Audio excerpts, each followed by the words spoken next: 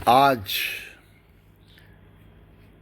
1/10 यानी 1 अक्टूबर 2025 बाप दादा के महावाक्य हैं। मीठे बच्चे, रोज रात को अपना पोता मेल निकालो, अपने अकाउंट निकालो और डायरी रखो, तो डर रहेगा, कंसर्न रहेगा कि कहीं घाटा ना पड़ जाए। अगर गलती होगी तो घाटा पड़ जाएगा।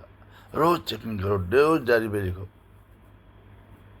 तो ठीक है बाबा, डायरी रखी हुई है, रोज लिखेंगे, लिखते ही हैं।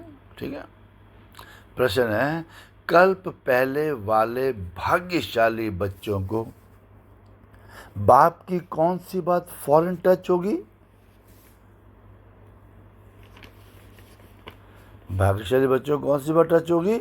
उत्तर है बाबा, रोज रोज जो बच्चों को याद की युक्तियां बतलाते हैं वो भाग्यशाली बच्चों को ही टच होती रहेगी। वो उन्हें फौरन अमल में लाएंगे। बाबा कहते, बच्चे कुछ टाइम एकांत में बगीचे में जाकर बैठो। क्या करो बगीचे में बैठकर?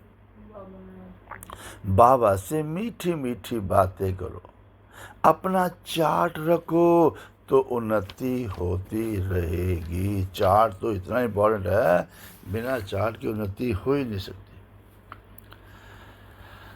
धारणा के लिए मुख्य सार है, पहला, ज्ञान के तीसरे नेत्र को धारण कर अपनी धोखेबाज आंखों को सिविल बनाना है। याद से ही कर्म इंद्रियां शीतल सतोगुणी बनेगी, इसलिए यही मेहनत करनी है।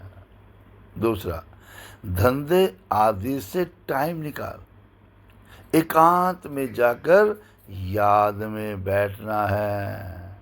फिर कारण देखना है कि हमारा योग क्यों नहीं लगता। खुद कारण ढूंढो, दूसरा कोई बताएगा तो बुरा लगेगा।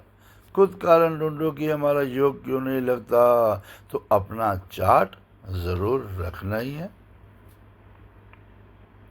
वरदान, सहन शक्ति द्वारा अविनाशी और मधुर फल प्राप्त करने वाले सर्व के स्नेही भव। कौन आ जाओ? सर्व के स्नेही। कैसे बने? क्योंकि हमने अविनाशी और मधुर फल प्राप्त किया। कैसे मिला?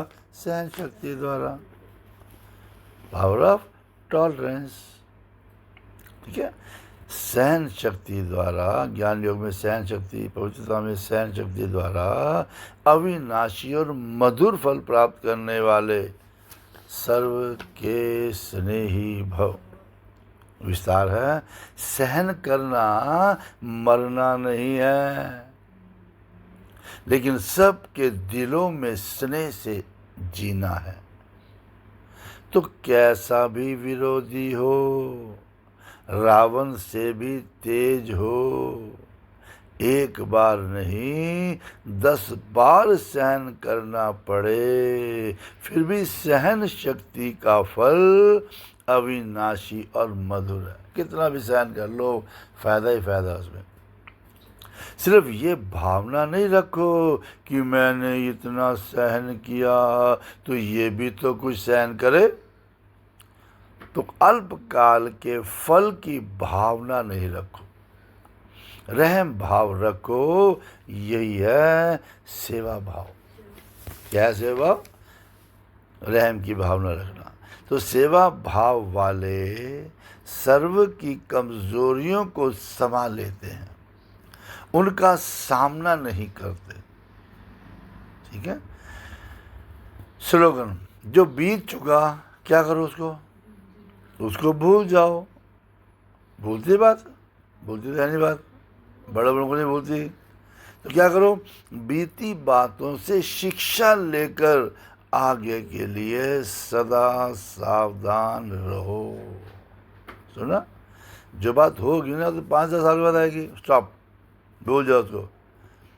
जो बात होगी ना एकदम छोटी भी नहीं है, उससे उससे एक शिक्षा ले लो, अच्छा मुझे शिक्षा मिल गई, ठीक है ना, शिक्षा मिल गई, फिर सदा के लिए सावधान रहो। अटेंशन।